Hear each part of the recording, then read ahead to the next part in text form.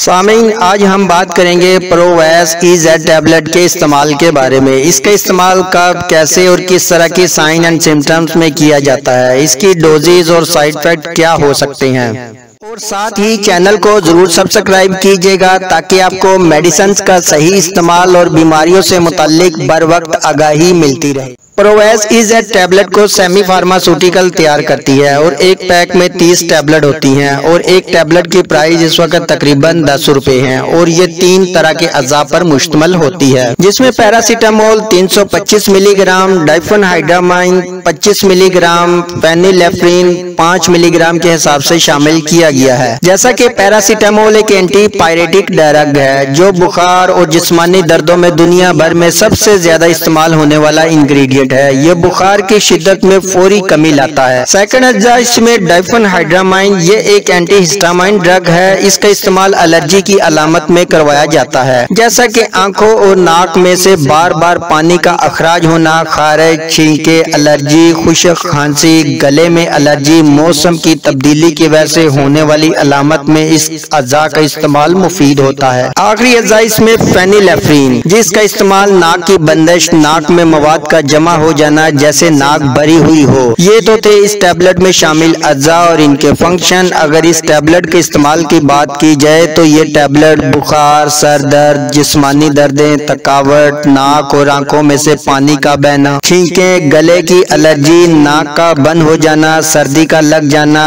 और मौसम की तब्दीली की वजह से होने वाली अलामत में इस मेडिसिन का इस्तेमाल करवाया जाता है। अगर इस मेडिसिन के साइड इफेक्ट की बात की जाए, वैसे तो इसके कोई खास साइड इफेक्ट नहीं है, लेकिन कुछ लोगों में फिर भी इस मेडिसिन के इस्तेमाल से मुंह का खुश्क हो जाना, चक्कर आ जाना, हेडेक होना, इस तरह की अलामत देखने में आई हैं। अगर कॉन्ट्राइंडिकेशन की बात की जाए तो अमराज़े कल्ब और लीवर के पेशेंट इसे डॉक्टर की मशावरत से ही इस्तेमाल करें। अगर इसकी डोजेज की बात की जाए तो इसके 2 टैबलेट सुबह, 2 दोपहर, 2 शाम को खाने के बाद सिंपल पानी के साथ आप ले सकते हैं। हाँ, अगर अफाका हो तो फिर एक टैबलेट भी ली जा सकती है। और आपके जहन में कोई सवाल हो तो आप कमेंट सेक्शन में हमसे पूछ सकते हैं।